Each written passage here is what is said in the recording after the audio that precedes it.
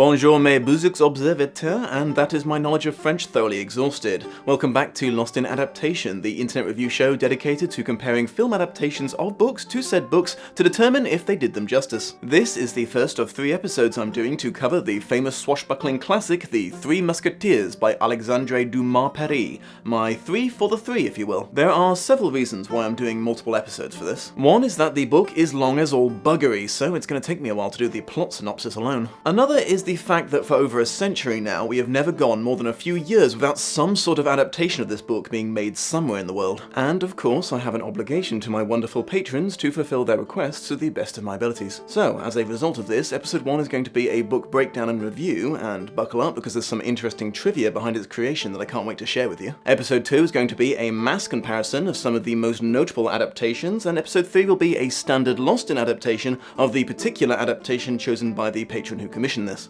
Just before we begin, I want to quickly acknowledge that I am awful at pronouncing things, and while I have tried to look them up, my garbling of the many French names in this story will no doubt cause the ears of French speakers to bleed profusely.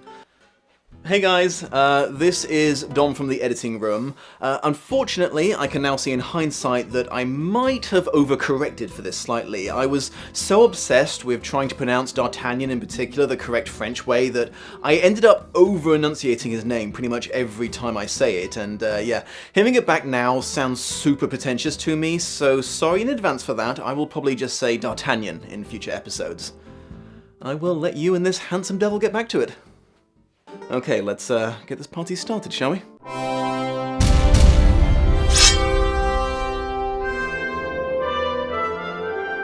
Right, the first shocking revelation I want to drop on you is that The Three Musketeers is actually a true story. Okay, that is super misleading. It's actually a fictional retelling of a true story. Well, truth be told, that's kind of misleading too. It's actually a fictional retelling of a story that was based on a true story. Though, I guess that's also a stretch.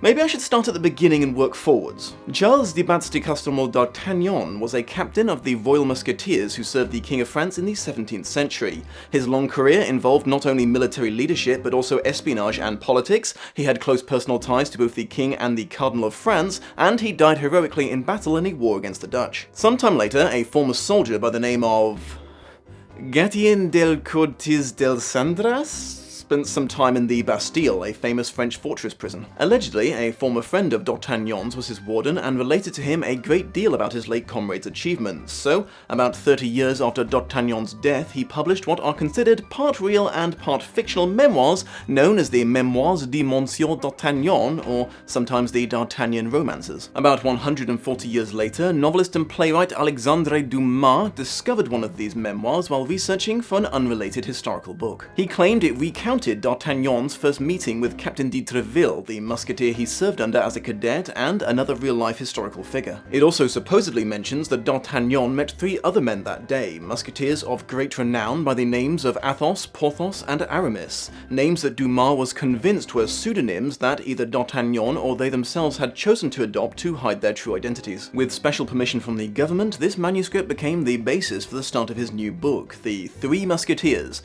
the remainder of which it's generally agreed he made up. So yes, The Three Musketeers, originally serialized in French papers in 1844, is a mostly fictional story based on a semi-fictional story based on some potentially true but probably exaggerated stories about a real-life person. Which, if you think about it, means that all of the films I'm going to talk about in the next episode are adaptations of a mostly fictional story based on a semi-fictional story based on some potentially true but probably exaggerated stories about a real-life person. Now that we've established that in a clear and simple manner, please allow me to recount the plot of this game of telephone account of history. D'Artagnan, the prodigy of a noble but not affluent house in a place called Gascony, is sent by his father to Paris to gain fame and fortune by joining the Musketeers, the elite soldiers and personal guard of the King of France. His father gives him a small amount of money, a letter of introduction addressed to the leader of the Musketeers, an old friend of his named Captain de Treville, and an old horse of unusually yellow colour that's something of an embarrassment to his son. He charges him to never sell the horse and, despite dueling being outlawed, to to fight any man who offers him even the smallest insult. Because of this advice, D'Artagnan, while passing an inn, attempts to murder a mysterious man with a scar on his cheek who laughs at his mount. The man seems more than willing to duel him, but an equally mysterious woman in a carriage reminds him that they're on a time-sensitive mission to England, so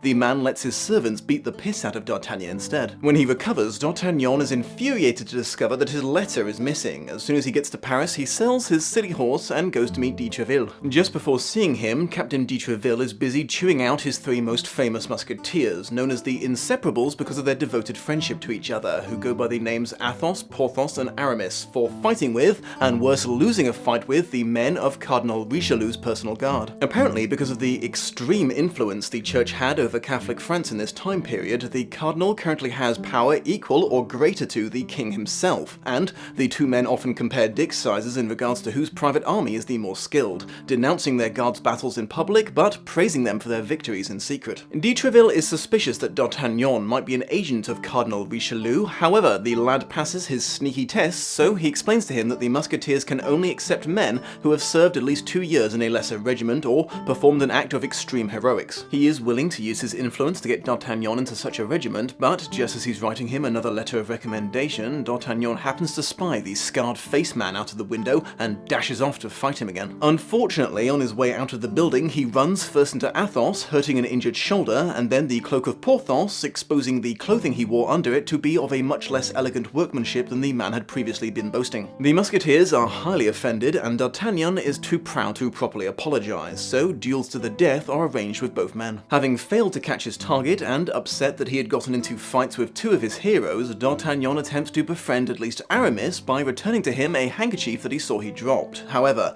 he only succeeds in pissing him off too, as it turns out that was evidence of a possible love affair that he was hoping to hide from his friends, so a third fight to the death is arranged. Before any of them can begin, however, they are interrupted by 6 men of the Cardinal's guard who attempt to arrest them for illegal dueling. The musketeers elect not to come peacefully, and D'Artagnan chooses to fight with them to even the odds. He fences so well the outnumbered King's men are victorious, killing or wounding several of their opponents, and D'Artagnan is accepted as a new member of their group. They earn themselves a private audience with King Louis VIII for this, under the pretense of chastising them, but actually to reward them for humiliating his rival. D'Artagnan actually duels yet another man mere hours before this meeting, wounding him fatally, but fortunately the man had enough honor to admit that he was the instigator of the fight, so the young Gascon literally gets away with murder for the second time in as many days. D'Artagnan also employs a servant by the name of Planchet, who shortly later he beats the shit out of for daring to ask if he can quit because he's not being paid. Sometime later, his landlord, a gentleman by the name of Bonacieux, comes to him begging for help as his young wife Constance has been kidnapped for reasons that might have something to do with her being the personal servant of the Queen of France. During their conversation, Bonacieux sees a man watching them from across the street and recognizes him as his wife's kidnapper. D'Artagnan also recognizes the man as the scarred fellow who's vexed him twice, and now a third time because he slips away before he can catch him yet again. Shortly later, when D'Artagnan is filling his friends in on the sitch, Bonacieux runs to him yet again asking for protection from the men coming to arrest him for trumped-up charges. Deciding that helping him wouldn't be a good idea because then they would go to prison instead and would not be able to solve the case, D'Artagnan refuses and Bonacieux is dragged away. D'Artagnan's best attempts to solve this mystery involve staying at home and keeping a vague eye on all the people who come to his former landlord's house and are also arrested by the guards. Eventually, one of these people include Constance herself, who had escaped her captors on her own and was trying to return home. Finally deciding to actually do something, D'Artagnan rushes to the rescue and beats up the men attempting to seize her. Upon seeing his landlord's young wife for the first time, D'Artagnan falls head over heels in love with her, something that Constance herself seems mildly tolerant of at best. However, against her repeated requests, he shows his love by following her around town and sees her with a man he mistakes for Athos. Running up to them in a fit of jealous rage, he discovers that he is in fact an Englishman, the Duke of Buckingham no less, being smuggled into Paris to visit the Queen of France, who is apparently his secret lover. The narrative switches to the Duke's experience for a while, describing his meeting with the Queen where they lament not being able to be together. The Duke offers to go to war and conquer all of France for her, but she manages to talk him into accepting a gift representing her love and going home. She gives him 12 diamond tags and he returns to London. However, via a network of spies, Cardinal Richelieu gets word of this. Bearing a grudge against the Queen for spurning his own sexual advances, he orders his agent in London, who happens to be the woman that D'Artagnan met near the start of the story, Milady de Winter, to steal 2 of these diamonds from the Duke and send them them back to him to use to blackmail the Queen. He then manipulates the King into arranging a grand ball and ordering his wife to wear her diamonds to it. Through Constance, the Queen sends D'Artagnan and the Three Musketeers to London to retrieve the gems. Along the journey to the coast, they are ambushed or waylaid 3 times, and each time, one of the Three Musketeers remains behind so the others can continue on. Arriving in England with no one but his servant Planchet, D'Artagnan succeeds in contacting the Duke, who realizes that 2 of the diamonds have been stolen just in time to have his personal jeweler make replacements. D'Artagnan then makes it back to Paris in record time and returns the diamonds to the Queen, foiling the Cardinal's plans for now. Coming clean to Captain de Treville about his recent adventure, he is advised to leave Paris for a bit to avoid the wrath of the Cardinal. However, D'Artagnan chooses to stay to meet Constance. Constance, however, is sold out by her husband, who, after having been released by the Cardinal, had somewhat Stockholm-style come to love him more than her, and given her over to D'Artagnan's mysterious scarred nemesis. Upon learning this, D'Artagnan bravely leaves Paris and goes to find his missing friends. He finds Porthos wounded after yet another duel, having spent his time recovering, stealing wine and food, or accepting them on credit that he has no way of repaying. Athos, he learns, has been barricaded in a wine and meat cellar for 2 weeks, eating and drinking a poor innkeeper into financial ruin. And Aramis, he finds, is on the verge of giving up his place in the Musketeers to become a monk like he's always talked about, but is instantly persuaded away from such a lifestyle change by a letter that D'Artagnan has brought from his mistress in Paris. Yes, apparently Aramis has been bonking a notable noblewoman and the Queen's best friend. While shit-faced, Athos tells D'Artagnan about a high-born friend of his who, years ago, married a teenage girl, then one day discovered that she'd been branded with the mark of a convicted felon, so immediately strung her up from the nearest tree.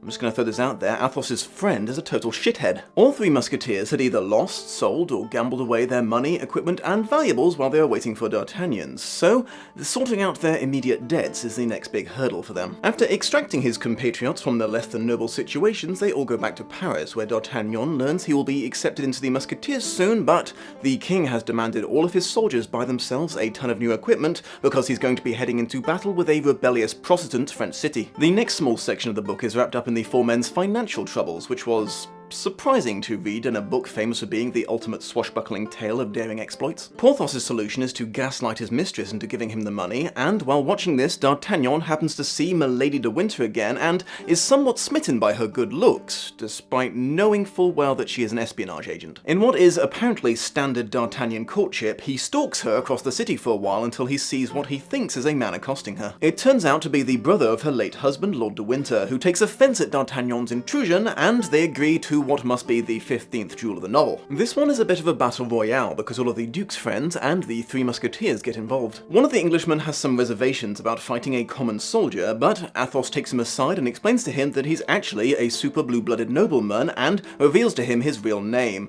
However, immediately afterwards mentions that now that he knows it, his new friend is going to have to die to keep his identity a secret, and then does indeed skewer the poor man as soon as they start fighting. D'Artagnan defeats de Winter, but spares his life, and in gratitude, the Lord offers to introduce him to his sister-in-law. D'Artagnan spends the next few days courting Milady de Winter, believing he was gaining her affection, but finding out via her maid Kitty that, while Kitty herself has fallen madly in love with him, Milady is actually infatuated with a Count de Ward, the man that D'Artagnan wounded and robbed to get to England, and Milady is only getting close to D'Artagnan now in order to assassinate him to impress her love interest. At this point in time, I feel inclined to pause for a trigger warning. The following part of the book contains acts of a sexual assault. Through deception, not violence, but I do intend to use words fitting such an act. Furious at this turn of events, D'Artagnan manipulates Kitty into letting him intercept Milady de Winter's letters to the Count and forging a reply, saying that he will come to meet her at midnight but to keep the room dark. Kitty is understandably not entirely on board with this, but D'Artagnan threatens to reveal what she's done so far if she doesn't keep helping him, so she unwillingly goes along with it. Sneaking into the house, D'Artagnan has Kitty announce him as the Count and enters Milady's room and has sex with her while pretending to be de Ward.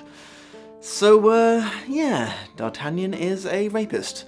The deception and coercion are pretty much irrefutable. Milady gives the man that she thinks is the Count an emerald and diamond ring, which D'Artagnan later shows to Athos, who seems to recognize it and advises D'Artagnan to avoid seeing Milady de Winter again. D'Artagnan agrees that this is a good idea, then immediately does the opposite, forging another letter from de Ward throwing all sorts of shade on Milady and informing her the 17th century French equivalent of he got hose in different area codes, so she's going to have to wait in line. Milady is so successfully trolled Baffled by this, she invites D'Artagnan back over and bonks him in order to convince him to kill De Ward for her. However, D'Artagnan blurts out that this was in fact their second tumble. Shockingly, Milady doesn't take the revelation that she's been assaulted in this manner very calmly, attempting to kill the man that she now knows to be her rapist. While defending himself, D'Artagnan rips her dress and sees that she has the brand of a convicted felon on her shoulder. With Kitty's help and a quick change into women's clothing, he makes an undignified escape and tells Athos this story. His friend reveals that the story of his friend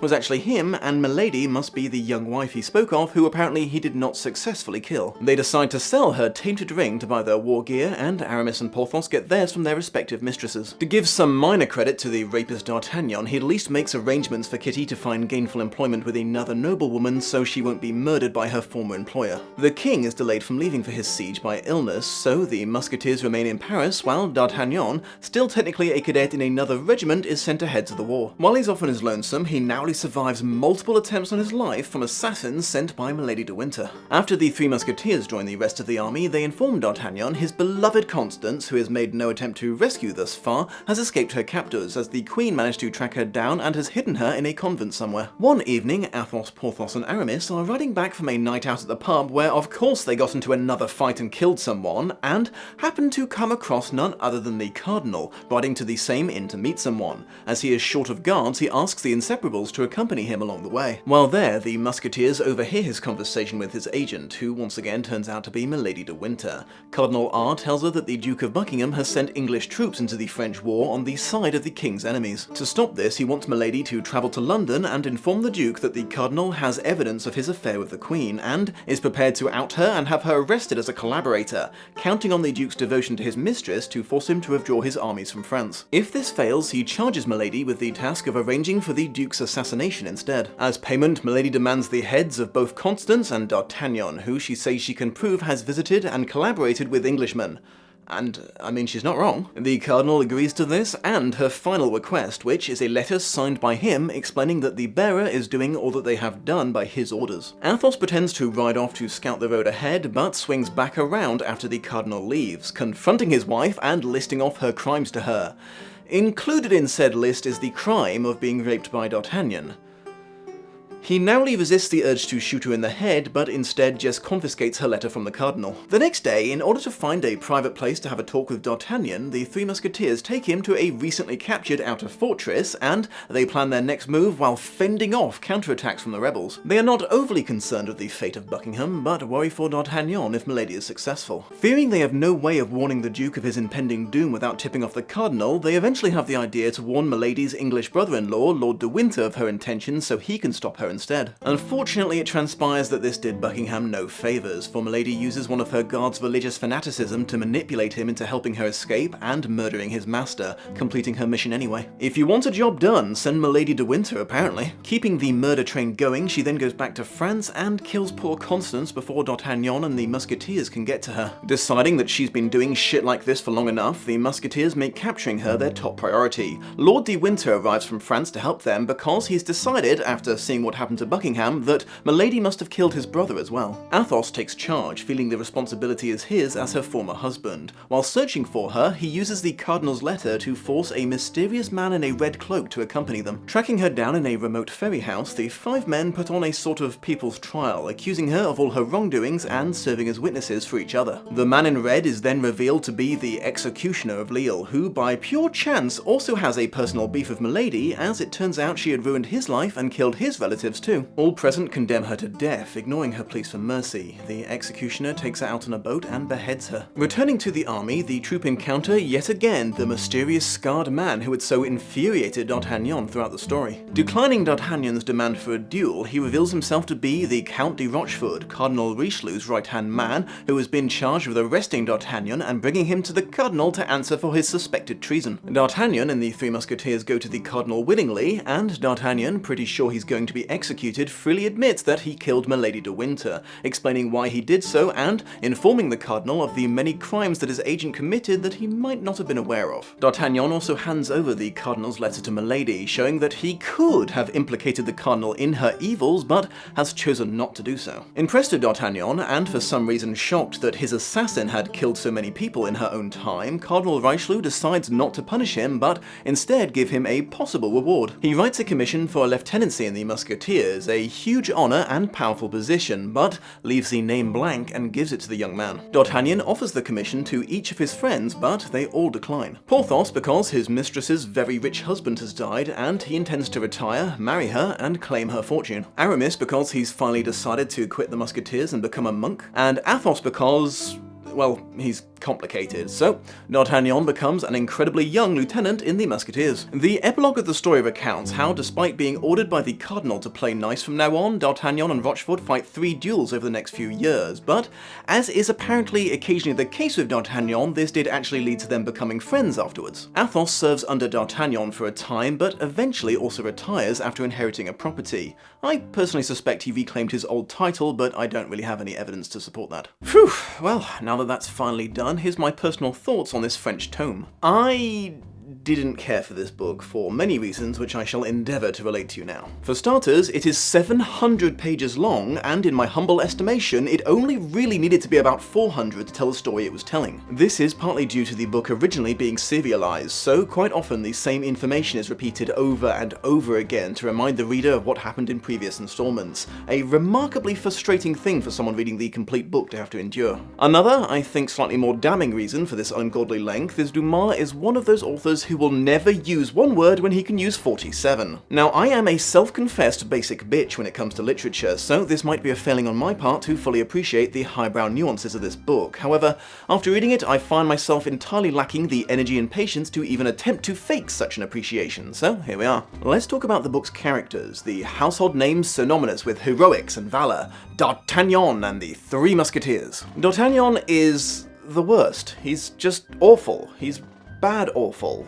I mean, he's a dickhead. He's the biggest dickhead who ever dickheaded. The abhorrent nature of someone who would sexually assault a woman to avenge the crime of not being into the man that almost killed the man she actually has feelings for is, I hope, fairly obvious. However, can we also just take a moment to fully appreciate what kind of unbelievable fucknugget he has to be to not only manipulate Kitty the maid's emotions, but also threaten her job to get what he wants, and after that he basically fucks her mistress right in front of her. On top of this, his picking and choosing of what actions he considers chivalrous is as relentless as it is detestable. His father made him promise to do 2 things: to fight anyone who insults him, and to never sell the yellow horse that he gave him as a gift. Diddly D is happy enough to do the former as it suits his hyper-insecurities perfectly, but because the latter would be inconvenient, he breaks his word and sells his shitty horse the second he reaches Paris. The dude's a full-on incel as well. Now, I know this was the 17th century, and people could do things like meet and get married super fast back then perfectly normally, but his personal timeline for romance is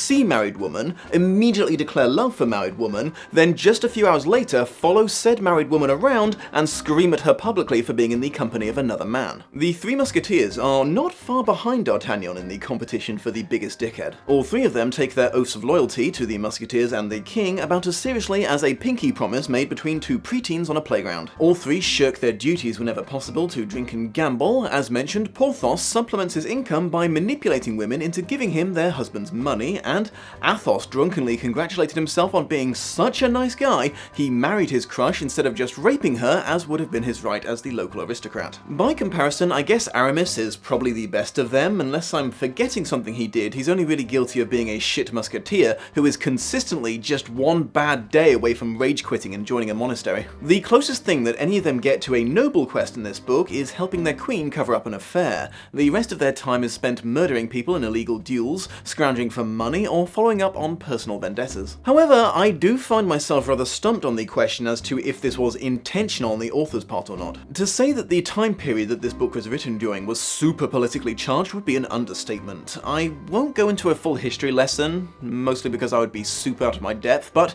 the short version is France was not long done with the revolution that removed the old regime of kings, and was only 4 years away from starting another that would remove the current one. The monarch of the Three Musketeers, King Louis VIII, and the the noble-blooded musketeers themselves represented the very bloated, burdensome overlords the French had, within living memory, fought so hard to rid themselves of. So, while they were the heroes of the story, it certainly wasn't a foolish move for Dumas to throw some shade on them by making them egotistical, decadent, self-obsessed, smugly superior men beholden to a cuckold king. But on the other hand, Dumas himself actually used the "don't judge past generations by today's standards" bullshit excuse multiple times to justify some of their worst behaviour, so maybe he was just a wanker, I don't know. You might have noticed that I referred to Milady de Winter as just Milady a few times in this, and I know that doesn't make a lot of sense. It's like calling someone Mrs. or Madame, but that is exactly how she's often referred to in the book. From what I can gather, Milady de Winter is so quintessentially a milady, the title has become almost like her codename, like Red Sparrow. Cardinal Richelieu is a very interesting character in this book because it took me almost the entire way through the story to realise that Dumas does not necessarily see him as the antagonist. True, he is manipulative, super cutthroat in achieving his ends, and a man who considers a woman spurning his affections sufficient reason to try to destroy her, but let's face it, that's a pretty accurate description of the heroes of this story as well. When you stop and think about it, the Cardinal sending Milady to England to threaten or kill Buckingham can be seen as a political figure working to eliminate legitimate military threats to his country through the least amount of deaths possible. The Musketeers taking steps to impede this, even though they were doing it for unrelated personal reasons, could be considered treasonous to the king and country they sought to protect. FYI, in the actual historical siege of La Rochelle, the English did attempt to send relief to the city, but couldn't make it past the French royalist coastal defences. So yes, the Cardinal is undoubtedly an arsehole, but he's in a book full of arseholes, and he is at worst a frenemy to the heroes at the end because they forged a healthy respect for each other. Milady, on the other hand, is treated as the true villain of the story because she seduces and murders people, but you know, she does it sneakily, so that makes it bad, unlike when the Musketeers do exactly the same thing, because that's good. It's good when they do it. Well, that about wraps it up. Please do join me for the next episode where I'll be comparing this story to some, but obviously not all, of the many film adaptations it spawned. If you'd like to vote for anyone in particular to be added to the list, you have about a week to become a patron. Thank you for joining me, my beautiful watchers. Don't forget to like, comment, and subscribe if you're new here and have enjoyed what you have witnessed, and I will see you soon. Much love and appreciation to my patrons of honour, Aaron G. Dunsill and Sasha I. Edwards.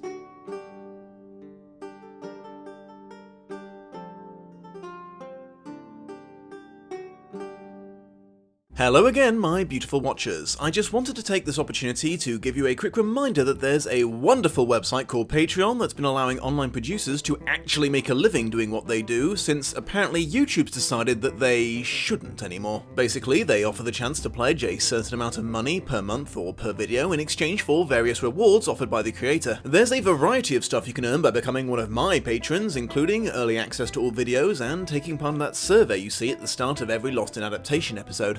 That's actually a very important part of the process, as I use it to gauge how much I'm going to need to explain about the book and the film before I start comparing them. If you decide to become a higher level contributor, your name will be added to the credits that you're seeing right now, and you'll be given the option to join my private chat room so you can regularly talk with me and other patrons. If you're keen enough to join the topmost tier of patronage, you'll earn the most coveted of all the rewards, the chance to pick a future adaptation to be reviewed by yours truly. However, if right now you are thinking, "My goodness the Dom, I can't do that, for I have no money left after building a personal fortress to prepare for the coming zombie apocalypse. Do you have any idea how expensive a lifetime supply of food, water, and ammunition is?" Fear not, it would still be a huge help to me if you were to give that like button the old clickaroo, share this episode on social media with perhaps a little recommendation to your friends to check it out, and subscribe if you've not already. It really helps my channel grow and reach new beautiful watchers. I hope you have a most pleasant day, and I will see you in the next episode.